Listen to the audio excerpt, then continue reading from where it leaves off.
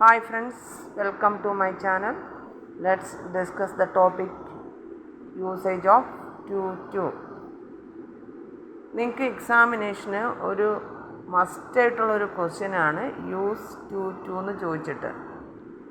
He is very weak, he cannot work fast. The coffee was so hot that I couldn't drink it.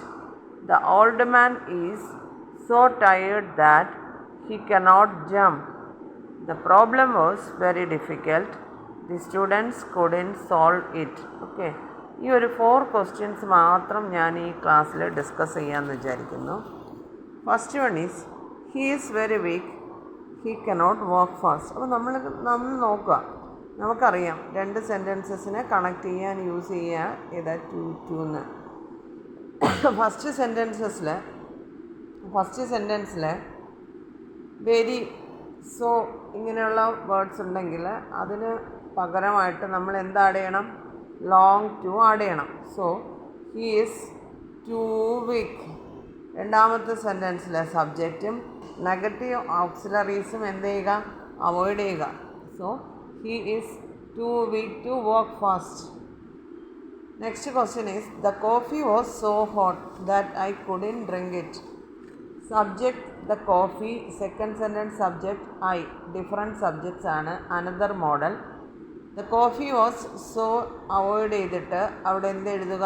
long to എഴുതുക. So the coffee was too hot.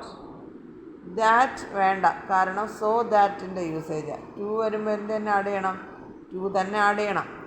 നമ്മൾ next നോക്കിയപ്പോൾ subject I ആണ്. അപ്പോൾ the coffee എന്ന് പറയുന്ന സബ്ജക്റ്റും I എന്ന് പറയുന്ന സബ്ജക്റ്റും same അല്ല. സോ രണ്ടാമത്തെ സെൻറ്റൻസിലെ സബ്ജക്റ്റിൻ്റെ ഒബ്ജക്റ്റ് വേണം എഴുതാൻ. എന്താഡ് ചെയ്യണം? ഫോർ ആഡ് ചെയ്തിട്ട്. അപ്പോൾ answer the coffee was too hot for ഐയുടെ ഒബ്ജക്റ്റ് ഏതാ? Me. For me to drink. Last വരുന്ന ഇറ്റ് എന്ത് ചെയ്യാൻ പാടില്ല? എഴുതാൻ പാടില്ല. The old man is so tired that he cannot jump. As usual, the old man is so മാറ്റുന്നു too tired to jump എന്ന. രണ്ടാമത്തെ സെൻറ്റൻസിൽ ഓൾഡ് മാൻ ആണല്ലോ ഹീ എന്ന് പറയുന്നത്. സോ ഹീ ടു ജമ്പ് അല്ലേ? The old man is too tired to jump എന്ന. The problem was very difficult, the students couldn't solve it. അപ്പോൾ 2 സെൻറ്റൻസിലും സബ്ജക്റ്റ് ഡിഫറെൻ്റ് ആണ്. സോ നമ്മൾ 4 ചേർക്കേണ്ടി വരും. അപ്പോൾ the problem was very difficult എന്താക്കി മാറ്റിയാൽ മതി?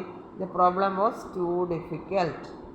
4 ആഡ് ചെയ്യുക. രണ്ടും ഡിഫറെൻറ്റ് സബ്ജക്റ്റ് അല്ലേ. പിന്നെ എന്താ? For the students. അപ്പോൾ for the students to solve എന്ന ഇറ്റ് അവിടെ എഴുതണ്ട.